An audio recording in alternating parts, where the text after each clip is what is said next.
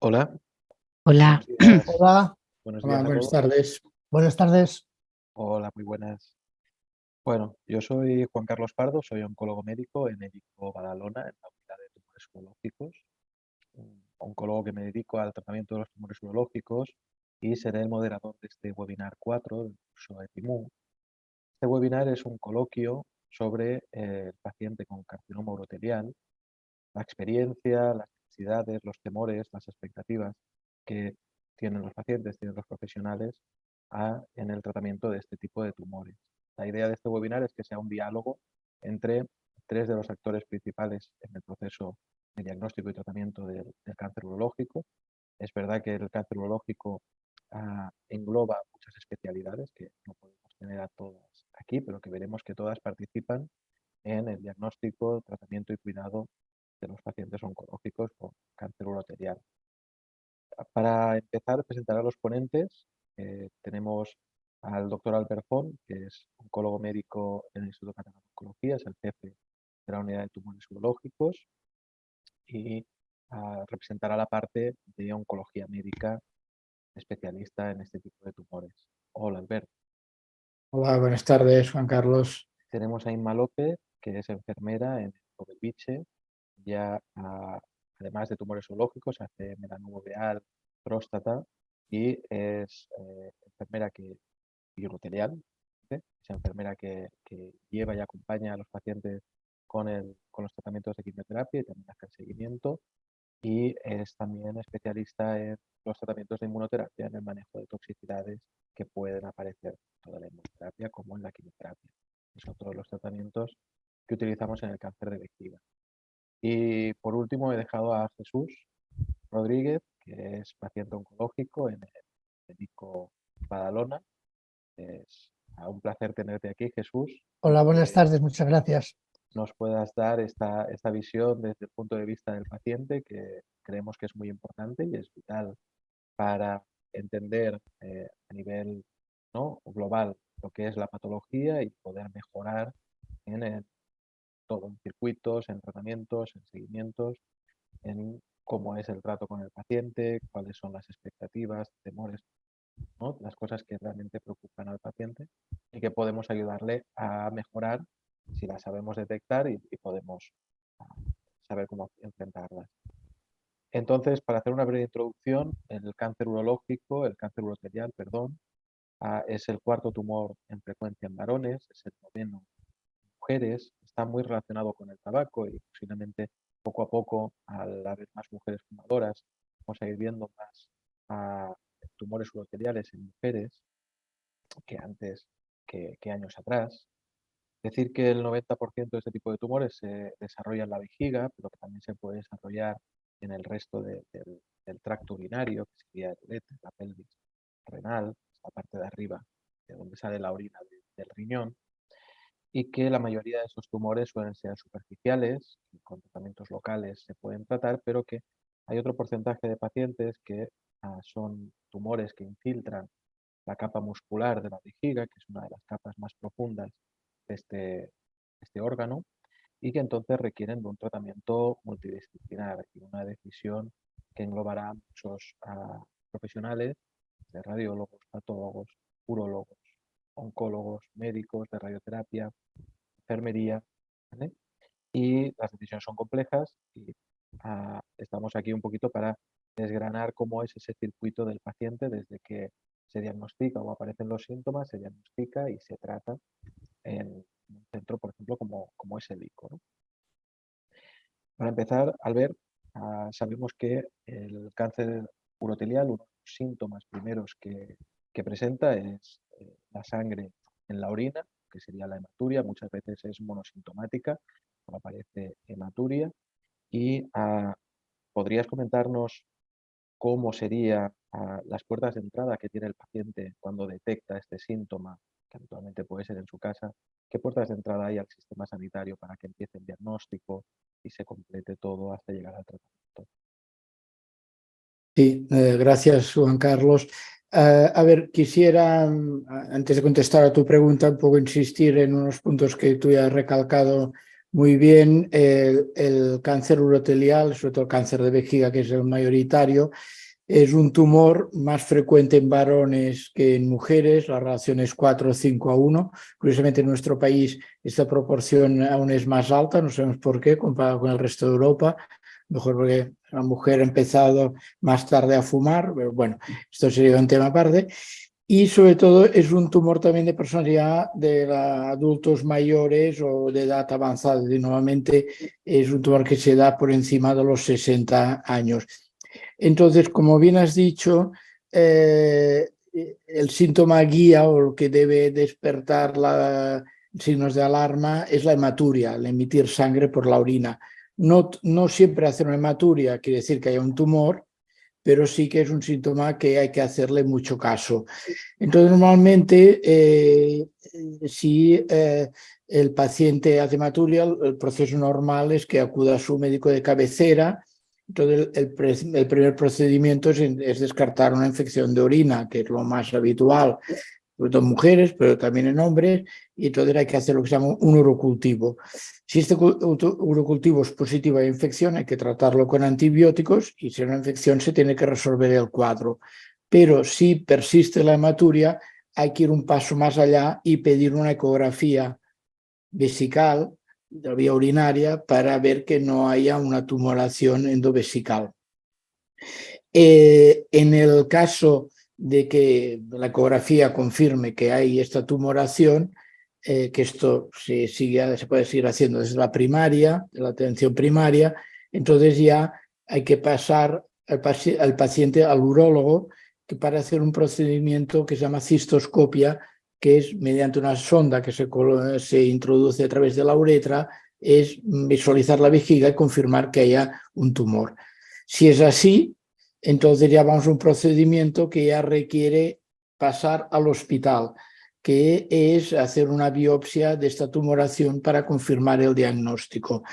Entonces ya el paciente, diríamos, desde la atención primaria o del médico cabecera o del propio urologo de primaria, lo derivará al hospital. En el caso de nuestra área, pues al Hospital Germans Trias y Pujol, o puede ser también al Hospital del Espíritu Santo o el Municipal de Badalona, depende cuál sea su zona de referencia, y a partir de aquí se programa la biopsia, que es lo que se llama una resección transuretral, que ya no solo es hacer una biopsia, sino intentar resecar todo el tumor. Esto nos dará el diagnóstico y aquí es donde empezará ya el procedimiento. Según sea un tumor más o menos infiltrante, pues requerirá un tratamiento o no. En ese caso, ya a continuación, cuando hablemos un poco de la unidad funcional, si te parece, ya lo comentamos con más detalle. Yo sí que quisiera recalcar que es muy importante que el paciente que persiste la hematuria, que pasa semanas y sigue expulsando sangre con o sin coágulos, es importante que insista en que se haga un diagnóstico. Si hay una infección y se trata, pero luego continúa haciendo hematuria, pues hay que insistir de que se hagan los procedimientos, la ecografía, la cistoscopia, para descartar una tumoración. Incluso si no hay un tumor en la vejiga, pues hay que continuar estudiando para ver que no hay un tumor en la vía urinaria. A veces aún vemos pacientes que llevan 6 meses haciendo hematuria, que han ido dando vueltas, entonces llegan tumores que ya desgraciadamente son demasiado avanzados, y esto es lo que hay que intentar evitar. Muchas gracias, Albert. La verdad es que es muy importante el diagnóstico temprano, tanto en el cáncer urotelial como en cualquier tipo de cáncer. Y creo que aquí, Inma, la pregunta es si a nivel de sistema sanitario, a nivel social, estamos haciendo suficiente hincapié sobre el cáncer urotelial. Hay muchas campañas en cáncer de mama, cáncer de pulmón, melanoma, protégete del sol, hay campañas antitabaco. ah, no sé si estamos haciendo suficiente hincapié, siendo el cuarto tumor en varones, en la importancia de que cuando uno ve sangre en la orina es un signo de alarma que tienes que ir a consultar. Y, y a nivel sanitario, sí, también, ¿no? Hay que entrenar a todo el mundo para que esto Sí. siga los circuitos habituales y que no haya un retraso en el diagnóstico en aquellos pacientes que sí que consultan, que no nos encontremos esos retrasos que pueden pasar. Sí, es lo que eso tú mismo lo has comentado, ¿no? El cáncer urotelial, digamos que no es tan mediático, ¿no? Como otro tipo de tumores, ¿no? Como el cáncer de pulmón, el cáncer de mama, ¿no? Que incluso a nivel del calendario, ¿no? Hay un día, ¿no? Una conmemoración, ¿no? De este día, ¿no? Para que la gente fomente también la prevención, ¿no? Tampoco existe, ¿no? Un programa de cribado, ¿no? Establecido a nivel poblacional, ¿no? Para una detección precoz de esta patología, como existe en el cáncer de mama y en el cáncer de colon, y que también próximamente habrá se está planificando para el cáncer de pulmón, gástrico y de próstata, ¿no? Esto tampoco tenemos. Pienso que como profesionales debemos aumentar la conciencia y la comprensión de esta enfermedad de la población. Yo creo que en general la mejor campaña para la promoción sería informar a la población, pero ¿de qué podemos informar? ¿No? Como ha dicho Albert Font, sería de los signos y síntomas de alarma de esta enfermedad, que es muy importante para que la gente sepa acudir, ¿no? A atención primaria, que se pueda detectar de manera precoz y actuar, y que el tratamiento pueda llegar a ser curativo, ¿no? También creo que dar a conocer, ¿no? Estos factores de riesgo, ¿no? del cáncer urotelial, y también de promover hábitos de vida saludables. De una manera muy resumida, debemos hacer llegar a la población que hay unos factores de riesgo de esta enfermedad. El principal, como se ha comentado, es el tabaco, y también como profesionales sanitarios debemos promover la deshabituación tabáquica, evitar también la exposición al humo en personas pasivas a nivel del tabaco, y la exposición también a productos químicos nocivos, que sabemos que realmente pueden ser nocivos tanto a nivel, bueno, conocemos que hay productos químicos como serían los tintes, a nivel de cueros, los textiles, pinturas, ¿no? Que pueden producir enfermedad, ¿no? Este tipo de enfermedades uroteliales, ¿no? Y si una persona está expuesta a este tipo de enfermedades, pues debemos sobre todo saber que debe ser prevenidos, ¿no? Para evitar el desarrollo de estas enfermedades. También otro tipo de factores de riesgo, como serían las radiaciones, ¿no? En las zonas pélvicas, y evitar también el consumo moderado de alcohol. Una cosa también importante es hacer llegar a la población, ¿no? Hábitos de vida saludable, como serían también el aumentar, ¿no? La ingesta hídrica, ¿no?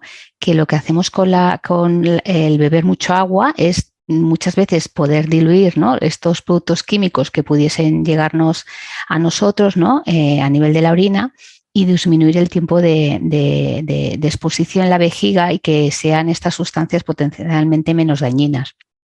También fomentar la alimentación saludable, con un peso equilibrado, evitando obesidad, y, como ha dicho sobre todo Albert Font, acudir al médico si hay algún tipo de riesgo. Esto sería un poquito el resumen para poder llegar a la población en cuanto a la prevención y a conocer la enfermedad.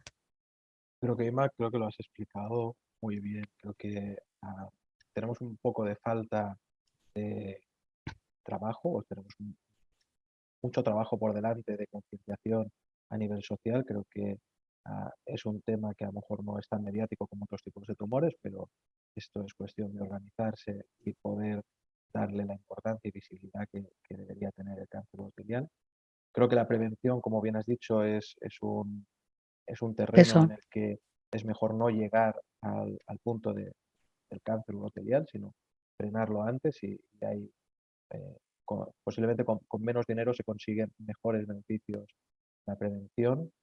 Y, como has dicho, no solamente es el tabaco uno de los carcinógenos o los tóxicos que pueden favorecer ese tipo de tumores, sino que hay otros tóxicos, agentes químicos, que pueden también favorecer la aparición de estos síntomas. Y la gente que está expuesta, si realmente conoce que estos productos pueden generar un cáncer urotelial, pues tal vez está más prevenido a que, si aparece un primer síntoma, tienen más razón para acudir al médico y decir: oye, yo he estado en contacto, yo soy fumador, me ha pasado esto, tengo más miedo de que pudiera ser algo, ¿no? Entonces, ese moverse también a conseguir el diagnóstico. Y por último, Jesús, yo creo que aquí ha sido más o menos la información de cómo se diagnostica, pero es verdad que tú lo has pasado en persona, Jesús, tú has vivido, ¿no?, ese momento supongo que de miedo e incertidumbre de cuando aparece este síntoma que a cualquiera le puede asustar en el pronto ese cambio, si te pasó lo de ver sangre en la orina.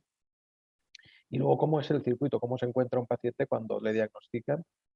Quiere llegar al diagnóstico y obviamente no es experto, tiene que fiarse de los profesionales que se va encontrando por el camino y seguir unos tiempos que a veces pueden no creer que son más rápidos o más lentos o deberían ser distintos. ¿Cómo fue, Jesús? ¿Cómo lo viviste? Hola, buenas tardes a todos. Muchas gracias.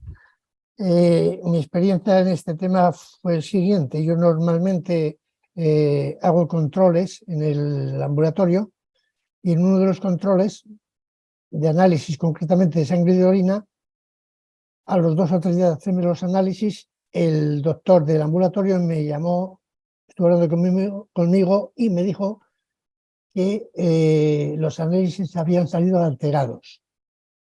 Digo, bueno, entonces decidió enviarme al hospital de Mataró.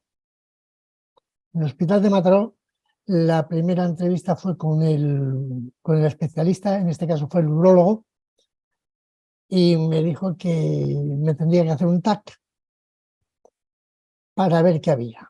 Me hizo el TAC, al cabo de unos 4 o 5 días me llamó y me comunicó que tendría que hablar con el oncólogo para ver qué podrían hacer. En ese instante, en esos momentos, pues ya cuando me dijo el urólogo y el oncólogo, yo me vine un poco abajo, porque es un palo en principio. Claro. Pero bueno, lo fui superando poquito a poco y cuando el oncólogo me dijo lo que había más o menos y el tratamiento a seguir, pues me dijo, vamos a comenzar contigo con el quimioterapia. Al cabo de unos días, cuando iba a comenzar la quimioterapia, me vuelve a llamar y me dice que yo no puedo hacer quimioterapia porque tengo insuficiencia renal. Posteriormente a todo esto, yo solamente vi un día que hice orinar feo, era un feo. No era sangre concretamente, era muy feo. Luego sí, me dijeron que había sido un poquito de sangre.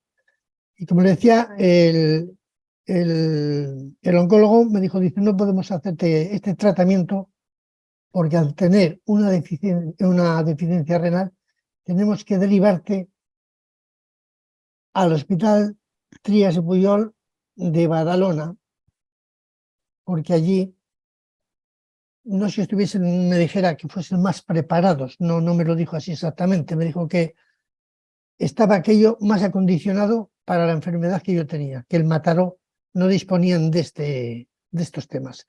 Digo, bueno, pues así fue, lo asimilé muy bien y el primer contacto que estuve evidentemente fue con el doctor Pardo, lo cual me comunicó, me dijo lo que había y tal cual, un palo porque me lo dijo tal cual,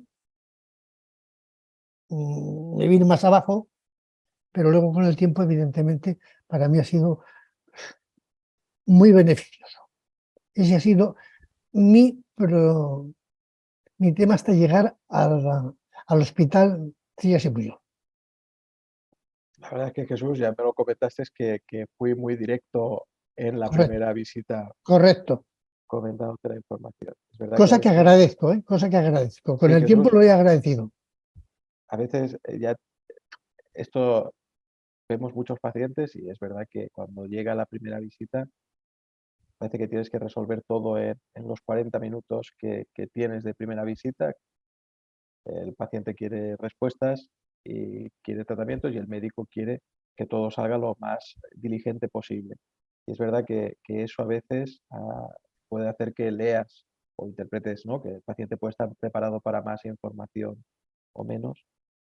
Y sí que es verdad que en mi parte pienso que el conocer, ¿no?, la enfermedad, el poder informar al paciente y formarlo poco a poco en lo que es su enfermedad, le puede ayudar a tomar decisiones en final en qué es lo que quiere hacer o no.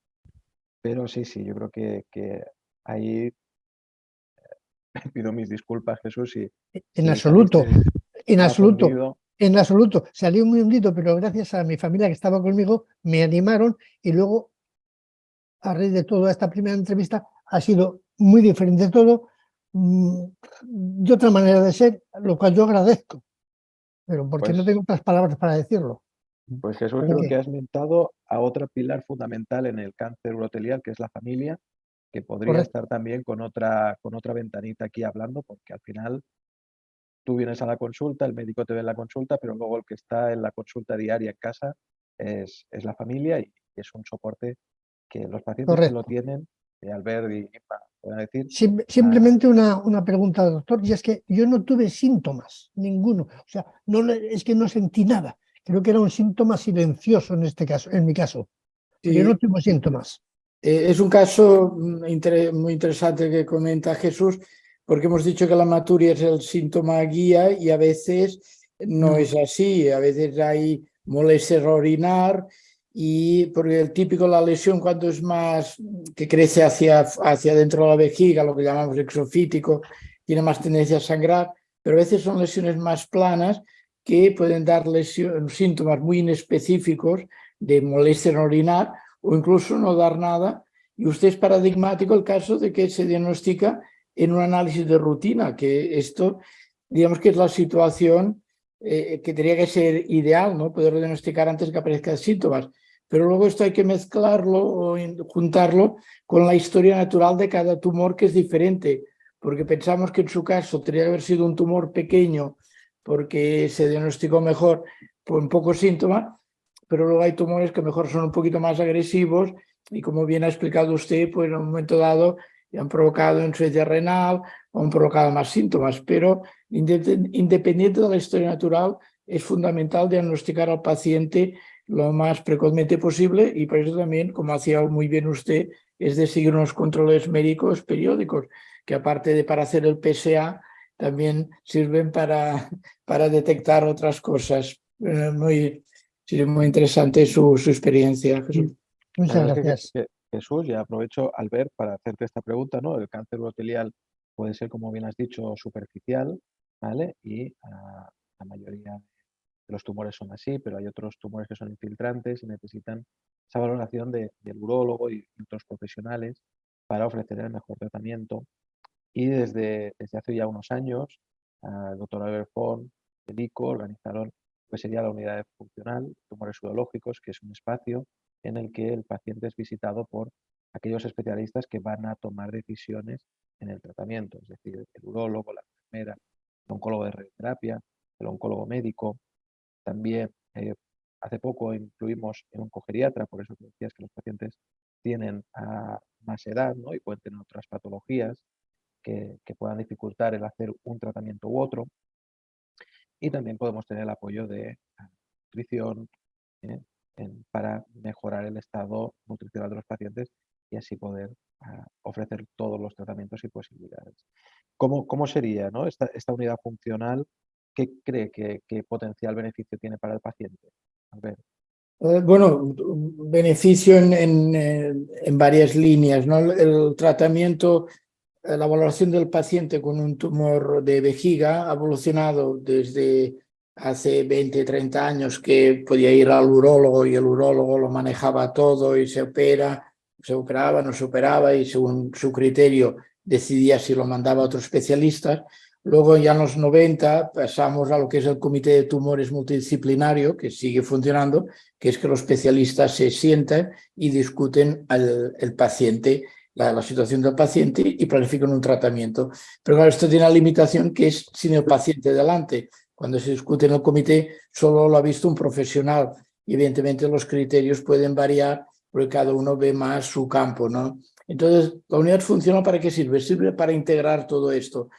Sirve para que, como bien ha explicado Juan Carlos, los diferentes profesionales que están implicados en el tratamiento del tumor y profesionales que también complementan, como geriatras, paliativistas, nutricionistas, pues puedan valorar en primer lugar al paciente en un día se hace todas las valoraciones y luego hay una persona fundamental que es la enfermera gestora de casos, que es la que tiene un papel relevante en que luego los circuitos funcionen, en explicar al paciente desde colocar una vía central, bueno, estoy mal, lo explicará mucho mejor que yo, a hacer un seguimiento, a mirar que las pruebas se hagan en su momento.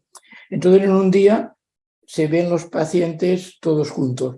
Antes, pues lo veía el urólogo, lo enviaba al oncólogo, si el oncólogo hacía falta lo enviaba al nutricionista, al geriatra, al de radioterapia, y todo esto podía pasar un mes el paciente dando vueltas y esperando pruebas. Ahora se intenta que en un día hacer todo. ¿Y esto qué aporta? Pues aporta de que haber visto al paciente, todos los implicados, puedan hacer una valoración multidisciplinaria mucho más adecuada, aporta que se acorten los intervalos entre el diagnóstico y el inicio del tratamiento y aporta que el paciente pueda tener un seguimiento más continuado, sobre todo en manos de la enfermera. Esto se traduce, pues yo pienso, en una mejor calidad asistencial y hoy en día en este modelo de unidad funcional que el ICO es pionero, pues realmente cada vez se va implementando en más hospitales y creo que es la manera ideal de atender al paciente. Luego ya cuando acaba la valoración inicial, el paciente evidentemente sigue controles con el urólogo en su consulta, con el oncólogo en su consulta, con nutricionista, etcétera, pero la valoración inicial se hace conjuntamente. La verdad es que, muchas gracias, Albert. Jesús, has explicado muy bien cómo fue, ¿no?, la llegada de Mataró a la unidad funcional de tumores zoológicos de Canruti, del ICO, ¿vale?, que es conjunta. Y esto es porque trabajamos en un modelo de red con otros hospitales y cuando llega una patología compleja nos derivan los pacientes para tomar estas decisiones multidisciplinares. Y quería saber tu experiencia, si realmente, ¿no?, esto que comentaba el doctor Font, de que en un día te puedan visitar todos los especialistas, ¿cómo lo veías? Porque a veces el visitar al hospital significa perder el día, perder, ¿no?, que un familiar tenga que coger días festivos, todo a nivel de dinámica familiar y social es complicado el estar allí, ¿no?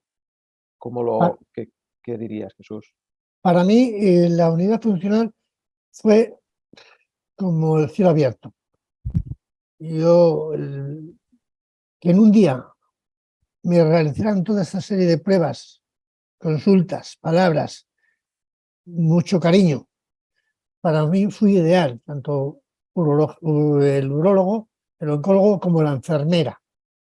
Me explicaron todo lo que había, me explicaron cómo tenía que hacerlo. O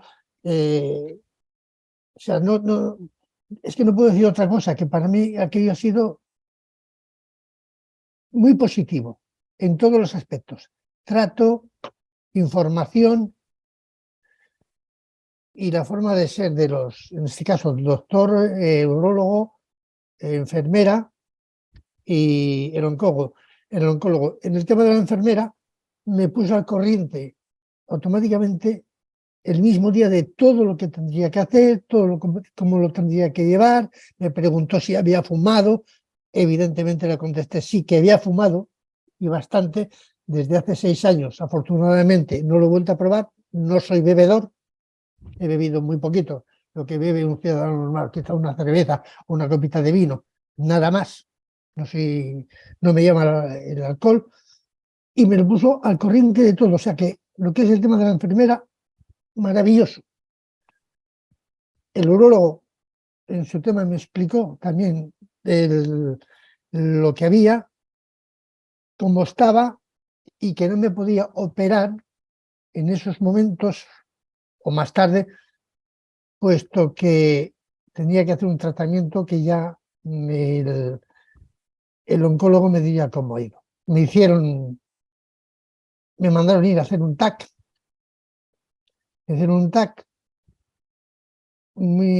Salió un poco negativo, bueno, pero luego, pues con el nuevo tratamiento que me fueron haciendo, que ya me meto en otro terreno, estoy muy contento. Pero lo que es para mí la unidad funcional es una maravilla. Ha sido el cielo abierto, en este caso, en mi caso particular. Jesús, permítame un comentario a raíz de esto que comenta. ¿Cómo lo vivió que en un día recibir tanta información de varios profesionales? Puede ser que a uno salga de allí diciendo, bueno, casi me han atabalado, ¿no? Con tanta explicación, tal. ¿Esto cómo se lleva, cómo se procesa, cómo lo vivió usted? Yo lo viví muy positivamente, que en el mismo día saliese con todo tipo de información que me daban sobre la enfermedad que yo tenía. Para mí aquello fue un alivio. Sé que fue un poco duro, fue un poco sí, complicado, pero vuelvo a insistir, gracias a la familia, cuando salí de ahí, que me estaban acompañando, pues para mí, no es que no puedo decir otra cosa, es que fue realmente muy positivo en el trato y en todo lo que recibí en la unidad funcional, que me lo dijeran todo el mismo día. Me vine para casa un poco triste, pero al mismo tiempo con la satisfacción de saber lo que tenía y lo que tenía que hacer. Muy bien. Yo creo que ahí también, Jesús, lo has explicado, ¿no? La verdad es que Bueno, lo que la enfermedad que uno tiene no la elige y no se puede cambiar, pero el hecho de que te sientas arropado o que te den un camino por el que transitar o los siguientes pasos que hay que seguir, si te pueden dar esa seguridad, pues creo que por lo menos hacen que todo el mundo camine en una misma dirección y eso desde la unidad funcional, al valorarlo todos conjuntamente, no suele haber mucha discrepancia de que luego uno diga otra cosa distinta, a no ser que haya pruebas que quedaran pendientes, ¿no? Pero siempre se hace una segunda visita si eso pasa. Pues Jesús, la verdad es que lo has explicado muy bien, ¿vale? Gracias. Empezaste un tratamiento de quimioterapia, una quimioterapia que se hace en este caso fue carboplatino y gencitabina, porque la función renal, como bien dices, no estaba bien, ¿vale? No podíamos hacer ciertos quimioterapios, se podían empeorar esto y ponerlo peor. Pero la quimioterapia obviamente tiene una serie de toxicidades, una serie de problemas que nos puede acarrear, aparte de los síntomas que dé el tumor. La idea de esta quimioterapia obviamente es mejorar los síntomas del tumor, reducir el tamaño del tumor, pero depende de cómo esté el paciente al inicio, se le pueden juntar las dos cosas, los síntomas del tumor más los síntomas de la quimio. Inma, tú que sigues a estos pacientes, ¿podrías decirnos un poquito cómo es la toxicidad del tratamiento y qué seguimiento se hace, por ejemplo, desde la enfermería para conseguir minimizar el impacto de estos efectos secundarios en el paciente? sí, tenemos que ponernos también en situación, ¿no? Que Jesús en ese momento que le dimos mucha información, ¿no? También tuvimos que explicar parte de lo que iba a ser el tratamiento de quimioterapia, más además el mismo día muchas veces se gestiona la gestión de la colocación de un catéter venoso central según el esquema de tratamiento, ¿no? Aquí quiero hacer hincapié también en la importancia de la familia y que siempre esté presente también en la parte de la educación sanitaria como parte de retención de información que muchas veces llegamos a tener a un paciente muy colapsado con tanta información, ¿no? Que aunque ahora esté muy agradecido que se gestionase todo en el mismo día, ¿no? Pues también en ocasiones es mucha información, como ya comentaba el doctor Fon. Quiero destacar, ¿no? Que la educación del proceso de quimioterapia es fundamental. Intentamos, esto siempre la mayoría de veces la realiza la enfermera, intentamos que la educación sea en un lenguaje llano, que la familia esté presente también durante la educación sanitaria.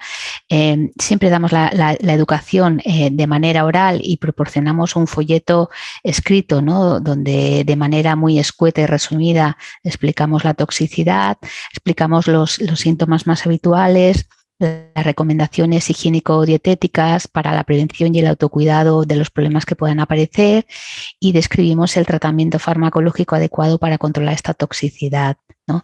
De una manera muy resumida, el tratamiento que recibió Jesús, que era carboplatino gencitabina, es un tratamiento que se realiza, normalmente hacemos 6 ciclos de tratamiento, y en el que en la hoja de educación sanitaria y en nuestra explicación explicamos cuáles serían la principal toxicidad hematológica. Nos centramos siempre en los problemas de la neutropenia febril. Explicamos al paciente siempre que debe que consideramos un problema si aparece fiebre de 38 más durante el proceso de quimioterapia, que muchas veces que ha de tener en cuenta, tampoco ha de ser esclavo del termómetro. Les explicamos que si alguna vez aparecería fiebre o algún día no se encuentra bien o algún malestar, antes de tomarse algún tipo de analgesia, que se ponga el termómetro, y si aparecería pues fiebre de 38 más, que contacte con nosotros. Muchas veces tranquilizamos al paciente que esto puede ser por un proceso de una baja de defensas y que alguna infección se haya anidado en el cuerpo. Se debe hacer una analítica para ver cómo está a nivel de defensas y muchas veces detectar qué tipo de infección produce ese tipo de fiebre y tratarla. Siempre explicamos al paciente que la fiebre es el problema más importante por el que no podemos esperar y muchas veces tenemos que contactar o con un call center o ir a un servicio de urgencias. También explicamos al paciente los problemas digestivos del tratamiento de quimio. Normalmente es un tratamiento emético, ¿no? Puede producir náuseas y vómitos. Normalmente son náuseas retardadas, ¿no? A días posteriores al tratamiento. Y bueno, esto también depende de cada persona. Damos siempre una pauta de medicación para prevenir las náuseas y también una serie de consejos. Eso en todos los problemas que damos. En el caso de las náuseas muchas veces funcionan también el uso de bebidas carbonatadas tipo Coca-Cola, agua de Vichy, ayuda a nivel digestivo. En ocasiones no tienen náuseas, pero sí que van a tener los pacientes alteraciones del gusto y del olfato. Del gusto, principalmente el sabor metálico del agua es bastante característico y muchas veces le explicamos al paciente que tomar bebidas camufladas con limón o hacer las cosas ácidas hacen que esta disgeusia del mal gusto del sabor metálico del agua quede camuflada. También puede aparecer algo de náuseas. Es importante también, como hemos comentado, el control del peso, ¿no? El paciente en ocasiones, posteriormente al tratamiento, en ocasiones acabará en una cirugía y también hay que explicar muchas veces que la pérdida de apetito es importante y si se detecta, muchas veces tenemos que hacer una derivación a nutrición para valorar el aporte de algún tipo de suplementos para enriquecer, ¿no? el cuerpo con proteínas y que llegue mejor a nivel de la cirugía. A nivel digestivo también puede aparecer algunas heridas bucales tipo mucositis y siempre es importante que el paciente se cuide bien la boca, realice enjuagues con agua y bicarbonato, que puede tomar infusiones de tomillo, son un poco los cuidados que explicamos. En cuanto a la eliminación, el paciente suele aparecer alteración del ritmo intestinal. En ocasiones tenemos al paciente ya por la localización del tumor, la lesión suele tener tendencia al estreñimiento y a veces al dar la educación sanitaria ya damos pautas de algún tipo de laxante para regular el tránsito intestinal, pero también puede aparecer algún proceso de diarreas durante el tratamiento. Es importante también explicar que puede producir cansancio el tratamiento, pero que también si en algún momento aparecería un cansancio mioagudo, también puede ser causa de que haya algún tipo de anemia, porque hemos comentado antes, ¿no? El paciente en ocasiones durante el tratamiento también puede tener algún tipo de hematuria durante el tratamiento y esto puede hacer que aparezca anemia y el paciente requiera algún tipo de transfusión. También se le explica que el tratamiento no produce alopecia, pero que sí que produce fragilidad capilar y esto también depende de la cantidad de cabello que tengamos en el momento de iniciar el tratamiento. Como recomendaciones generales, recomendamos a los pacientes la importancia de la ingesta hídrica de 2 litros de agua o de bebidas al día, los cuidados de la piel, protección solar, sobre todo en época de verano, y también monitorizar constantes. Tenemos pacientes que tienen también concomitancia de otras patologías, ¿no? Y muchas veces se puede alterar la tensión o la glicemia por el uso del tratamiento y esto también controlarlo o derivar al especialista para que esté controlado. Explicamos también al paciente en la educación sanitaria cuáles serían los signos y síntomas de alarma. Principalmente hemos explicado la fiebre, algún tipo de sangrados o hematomas importantes. También a medida que pasando el tratamiento puede hacer el tratamiento pancitopenia y puede hacer plaquetopenia y se puede experimentar con sangrados y hematomas importantes. Y como he explicado antes también en el caso de que haya anemia, pues agudización del cansancio que altere las actividades de la vida diaria. El seguimiento en cuanto al seguimiento de la toxicidad por parte de la enfermería, puede variar dependiendo de las necesidades de cada paciente. En cuanto a los seguimientos que realizamos nosotros en el ICO, pueden ser bien o programados o detectados por las necesidades que podamos detectar de cada paciente, ¿no? Y los seguimientos los hacemos o bien de manera presencial en las visitas al hospital o bien telemáticamente, ¿no? Telemáticamente tenemos de dos maneras, o bien llamadas de teléfono de los pacientes, o bien que hacemos nosotros o que nos hacen ellos, o a través de videollamadas. Nosotros en el ICO, yo como enfermera dispongo de un móvil como enfermera referente que los pacientes disponen, todos los pacientes, de nuestro teléfono, que contactan con nosotros dentro del horario y si no podemos atenderles tenemos un contestador que saltaría y los pacientes dejarían su mensaje por sus problemas, sus datos y vamos respondiendo las llamadas a lo largo de la mañana. Entonces, muchas veces si aparece algún problema fuera de nuestro horario, hemos educado al paciente un poco para que solo recurra al call center que tenemos solo para cosas urgentes y si no es urgente, normalmente el paciente se esperaría al día siguiente a contactar con nosotros.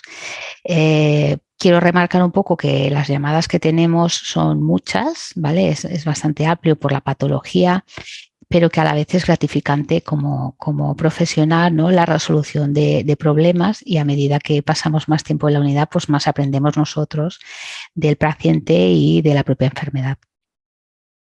Creo que me lo has explicado muy bien. Creo que el paciente cuando le dicen la palabra quimioterapia, y después lo comentarás ahora, debe dar mucho miedo por el desconocimiento de lo que es o lo que ha podido escuchar en algún conocido.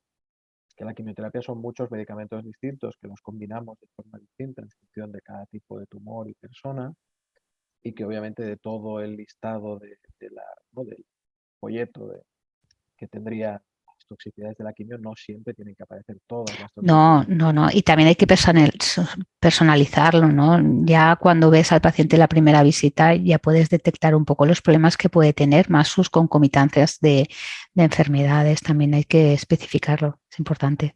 Sí, sí. Y por ejemplo, Jesús, tu experiencia con la quimioterapia, ¿cómo fue el hecho de las visitas, la toxicidad, las analíticas, luego otra visita telefónica, un tratamiento que es cada 3 semanas, pero tienes 2 dosis de quimioterapia? ¿Cómo lo recuerdas todo este? En el tema de la quimioterapia, de verdad, yo no sentí nada. Es que nada.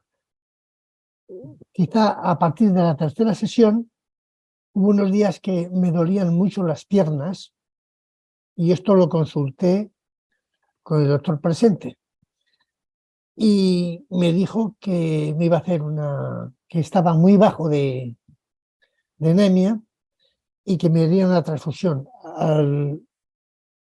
Después de la transfusión, a los 2 días, bueno, o prácticamente al día siguiente, el cambio para mí fue enorme, poder andar, poder caminar bien y todo esto, pero lo que es la quimio a mí hice una vida completamente normal. No sentí nada, no me hizo ningún efecto, nada más que eso que le comentó de las piernas, del dolor de piernas, y a partir de la transfusión que me hizo, pues sí. Cierto también de que hubo días que a lo mejor estaba un poquito más bajo, me venía un pequeño bajón, pero ni me afectó en el peso porque no he perdido nada de peso, al contrario, engordé. No me afectó tampoco para mi vida normal de ir de un sitio para otro. Sí que me cuidaba mucho en la comida y en la bebida. En la bebida, como bien ha dicho la enfermera, yo todos los días bebía y bebo 2,25 litros de agua, nada de alcohol. Lo del el agua con bicarbonato para enjuagarme los dientes, sí lo hago todos los días por las llagas que me podría provocar, no me provoca nada, pero lo sigo haciendo. Y tal como ha explicado la enfermera, estos casos que a mí sí que me han pasado, ha sido lo del cansancio, lo de las defensas bajas, todo eso lo fui recuperando a través de las consultas con el doctor presente, el doctor Pardo, y es que de la quimioterapia no sentí absolutamente nada. Es que como no me hubiesen puesto nada, ni me dijeron, me comentaron lo que me podía afectar, lo que no me podía afectar, no me afectó nada más que en ese tipo de cansancios y en la anemia que me bajó.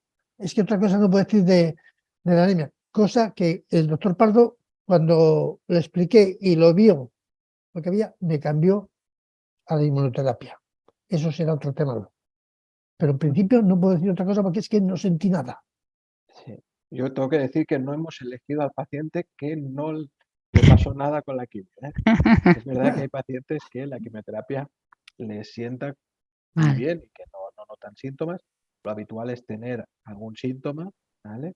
Pero también está bien tener este mensaje, creo, porque es quitarle un poquito del miedo a la quimioterapia de que realmente son tratamientos que hemos mejorado mucho durante todos estos años, aunque los esquemas puedan ser más antiguos o más modernos, pero todo el soporte que se da, como bien ha explicado Inma, y toda la experiencia que hay en los tratamientos hacen que podamos manejar mejor las toxicidades, adelantarnos, ¿no? Y también formar al paciente hace que también consulte antes, dejando los mensajes en el buzón de voz, y eso permita no llegar a una toxicidad más grave, ¿no? Entonces yo creo que yo me alegro muchísimo, Jesús, porque la verdad es que muy bien con el tema de la quimioterapia, la trataste súper bien, ¿vale? Sí, Yo creo que ahora, como has adelantado, ¿no, Jesús, el tema de la inmunoterapia, ¿no? Ya que no todos los pacientes responden al tratamiento de la quimioterapia basada, ¿no?, en platino, o pueden responder inicialmente al tratamiento, pero al no poder extirpar las lesiones del tumor, en el seguimiento pueden progresar al tratamiento. Esas células que no has podido matar vuelven a crecer cuando les dejas de dar un tratamiento. Obviamente porque no podemos hacer tratamiento de por vida con carboplatino porque estropearíamos el cuerpo del paciente, ¿no? Entonces, por eso eran los 6 ciclos. Y en los últimos años ha avanzado mucho y ha surgido la inmunoterapia, ¿no? ¿Qué alternativas, por ejemplo, Albert, tendríamos en este momento en el que el paciente progresa a la quimioterapia de primera línea? Sí, a ver, como bien dice, la inmunoterapia ha supuesto una revolución en el tratamiento del cáncer, en el cáncer de vejiga y en otros tumores, los melanoma, riñón, pulmón, muchos tumores. Realmente es uno de los avances más importantes en estos últimos 5 o 10 años. Entonces, y realmente la indicación de la inmunoterapia inicialmente ha sido después de la quimioterapia en pacientes que la quimioterapia deja de funcionar, hay que continuar haciendo el tratamiento y toda la inmunoterapia aquí ha aportado buenos resultados. Pero como pasa siempre, los tratamientos empiezan en una fase más avanzada y se van pasando a estadios más precoces. De hecho, hace un par de años se vio que administrar la inmunoterapia a continuación de la quimioterapia, antes de que la enfermedad progrese, pues realmente mejora mucho las expectativas de vida. Y ahora ya vamos un paso más allá. De hecho, en estos días, seguramente a nivel del Ministerio, se está aprobando la indicación de un nuevo inmunoterápico que se da después de la cirugía, después de la cistectomía, para intentar disminuir el riesgo de recaída. Es decir, ahora ya la inmunoterapia estamos avanzando hacia estadios más iniciales de la enfermedad con el objetivo de curar más pacientes. Evidentemente sigue teniendo un papel importante en las fases más avanzadas, pero también en los estadios más precoces. Y como bien has dicho, Juan Carlos, es un tratamiento que se tolera en el 90% de pacientes muy bien. Es una infusión intravenosa corta cada 3 semanas, más o menos, y se tolera muy bien y que permite, pues yo tengo pacientes que llevan 3 o 4 años haciendo la inmunoterapia y permite tratamientos muy prolongados, manteniendo la calidad de vida y consiguiendo tener el tumor a raya. La verdad es que, Albert, como tú bien dices, creo que ha sido uno de los grandes avances oncológicos de este siglo, el poder introducir la terapia. Y Inma, tú, igual que nos has explicado el tratamiento de la toxicidad de la quimioterapia, ¿no? A lo mejor ahora un poquito más breve porque se nos va un poco El los tiempo. tiempos, pero sí que es verdad que es una forma diferente de atacar el tumor y unas toxicidades que antes no habíamos visto y que nos hemos tenido que formar, porque la inmunoterapia, ya nos dirás, ¿no? Es activar el propio sistema inmunológico de la persona para que sea el que ataca el tumor y no tanto un tóxico o un veneno que metemos en el cuerpo para matar células, ¿no? ¿Y Sí. cómo ves, de forma así sencilla, cómo sería este tratamiento de inmunoterapia y qué toxicidades Bueno, lo has puede tener? lo has explicado muy bien, ¿no? Que la inmunoterapia en el cáncer lo que hace es estimular el sistema inmunológico, ¿no? Ayudar a combatir a las células cancerosas, desbloqueando al sistema inmune para que lo reconozca y ataque a las células cancerosas. Eso sería la definición, ¿no? La inmunoterapia, como se puede administrar sola o combinada con tratamientos de quimioterapia, como ha dicho Albert Font, pues ahora ya incluso tipo adyuvante, ¿no? En el caso de la inmunoterapia, los posibles efectos secundarios suelen ser el resultado de la respuesta inmunitaria, ¿no? Que sobreestimula y puede llegar a ser una respuesta leve, moderada o en algunos casos puede ser grave, ¿no? La toxicidad. Y bueno, como he explicado antes con la quimioterapia, la principal toxicidad de la inmunoterapia, el paciente muchas veces ya conoce la toxicidad, puede llegar a ser bastante parecida, pero bueno, no es la misma, la toxicidad, ¿no? Puede aparecer reacciones post-administración, ¿no? Como un síndrome gripal, algunas décimas de fiebre, ¿no? Que muchas veces explicamos al paciente que tome un paracetamol de manera puntual, si aparece esta clínica, como cuando se administran las vacunas, los efectos secundarios son parecidos a las 24 horas después de la administración. Puede aparecer toxicidades gastrointestinales, principalmente con la inmunoterapia lo que hace es cambiar el ritmo intestinal. A medida que vamos poniendo tratamientos de inmunoterapia, la tendencia es que el paciente pueda tener mayor número de deposiciones o diarreas. También puede haber reacciones cutáneas, ¿vale? Y a nivel de la mucosa, como sequedad, picor, prurito, ¿no? Y recomendamos en general cuidados de la piel y la higiene. Y en casos más graves, pues recomendamos muchas veces uso de antihistamínicos. También recomendamos, el paciente puede experimentar cansancio con la inmunoterapia. También, ¿por qué? Porque muchas veces se van a producir alteraciones endocrinas o neurológicas que se van a detectar por los análisis y muchas veces también explicamos al paciente que en el caso urgente sería en el caso de que aparecerían problemas respiratorios, que no confunda el estar cansado con problemas, sensación como de falta de aire o problemas a nivel respiratorio o tos persistente. Pues esto es el síntoma de alarma por lo que consultar tanto las diarreas como muchas veces los problemas respiratorios. También explicar al paciente que el control de la toxicidad muchas veces para contrarrestar los problemas de la inmunoterapia, el tratamiento sería muchas veces el uso de cortisona, de corticoides, y también el paciente debe saberlo por si fuese algún otro tipo de especialista a explicarle que no puede utilizar corticoides mientras esté en tratamiento de inmunoterapia. Como hemos comentado en toda la sesión, con el tiempo hemos aprendido a conocer las toxicidades de la inmunoterapia e identificar rápidamente los signos y síntomas de alarma para, en general, garantizar la calidad asistencial. En resumen, somos un poquito novatos todavía con la inmunoterapia, pero ya conocemos más cosas. Sí, la verdad es que es un tratamiento novedoso y vamos aprendiendo y alguna toxicidad nos puede sorprender, pero prácticamente lo que hay que saber es que puede inflamar cualquier parte del cuerpo y sobre todo que uno tiene que estar atento y consultar pronto porque la toxicidad puede irse agravando, a diferencia de con la quimio que con el tiempo puede ir mejorando esa toxicidad. Jesús, tú has vivido los dos tratamientos. No sé si cuando te explicamos los dos tratamientos eh, te explicamos cómo funcionaban o qué es lo que podías esperar y cuál ha sido tu experiencia con los dos tratamientos. Si Sí, has notado diferencia. con la inmunoterapia yo estoy muy contento. Mejoró mi tumor a través de un TAC que me hicieron y una resonancia magnética, mejoró, había disminuido, por lo tanto en ese aspecto contento. Los efectos secundarios que me han producido la inmunoterapia ha sido, por ejemplo, picor, pero eso fue a partir de la segunda sesión, picor en el cuerpo, y a partir de la tercera sesión, más o menos, lo que me ha provocado ha sido una psoriasis en las manos, en la pierna y en los pies, porque a través de esto se ha paralizado el tratamiento para hacer un tratamiento para la psoriasis. Pero lo que en sí yo me refiero, también me ha dado frío, un poquito de frío. Había días que me daba un poquito de frío.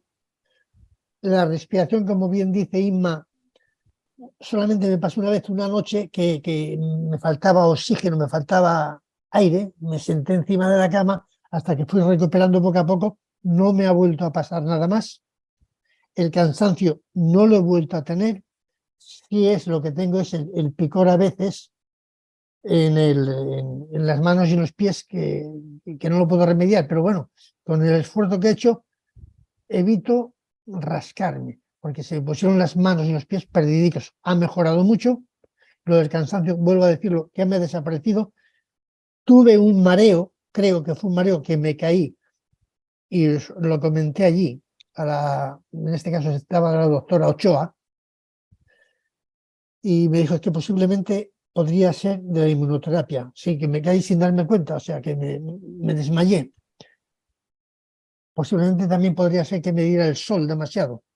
Procuro salir a la calle siempre ahora con gorra y el sol procuro evitarlo. Pero para mí la inmunoterapia ha sido básica.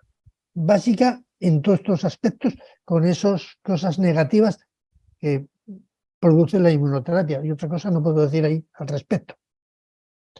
Es que Jesús lo has dicho muy bien, ¿no? El tema puede reactivar ciertas enfermedades inmunológicas que uno podría tener de base. Por eso siempre hacemos un cribado, pero también pueden aparecer otras de nuevas.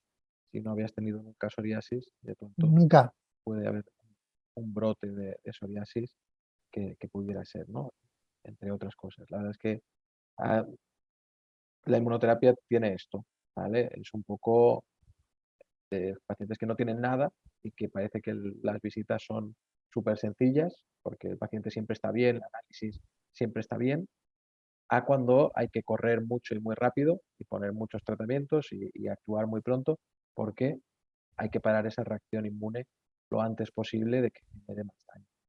Yo creo que ya para terminar, porque ya estamos pasándonos un poquito del tiempo, y siento si no habéis podido dejar alguna pregunta, pero tendréis ahora, si queréis, un momento después. Es desde vuestra posición como médico, enfermera y paciente.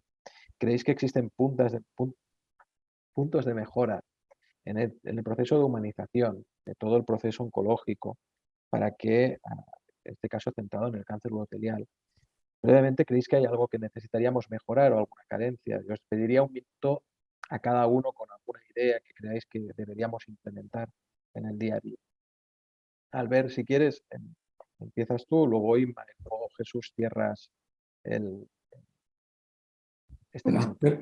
Gracias, Juan Carlos. Bueno, yo pienso que por una parte yo quería comentar dos aspectos. Uno, por una parte, la accesibilidad al hospital, es decir, intentar que los circuitos a nivel de atención primaria, a nivel de los hospitales, de la red funcionen lo más rápido posible para que el diagnóstico se pueda hacer de la manera más rápida posible. Esto no depende de los profesionales, evidentemente la carga sanitaria es un tema que afecta a todos. Y la otra cosa ya más en el trato del día a día del paciente, sobre todo, pero es fundamental el acompañamiento, ¿no? Que el paciente en todo su proceso se sienta acompañado, se siente que se le puede atender sus dudas, sus problemas, sus inquietudes, sus necesidades. Y en este sentido, pues bueno, es un trabajo multidisciplinario que implica pues el equipo médico, el equipo de enfermería y todos, ¿no? Muchas gracias, Albert. La verdad es que son dos puntos claves, el acceso y el acompañamiento. Inma, tú tendrías algunos puntos. Bueno, siempre todo es mejorable y que sea así. Yo para mí sería fomentar el empoderamiento del paciente, ¿no? En su proceso de enfermedad, ¿no? Como tenemos aquí a Jesús, ¿no? Un paciente, ¿no? Capaz de poder explicar, ¿no? Su proceso, capaz de tomar sus propias decisiones con toda la información que proporcionamos. Para mí es algo importante que sea participativo en el proceso y no tener tan paternalizado, ¿no? Al paciente como muchas veces socialmente lo tenemos, ¿no? Que sea capaz de decidir, de tener decisiones anticipadas, de que tenga los recursos, ¿no? Y la educación, ¿no? Y la información para tomar decisiones, que sepa manejar el miedo, la angustia y toda la situación que pueda proceder del proceso de la enfermedad. Simplemente sería esto.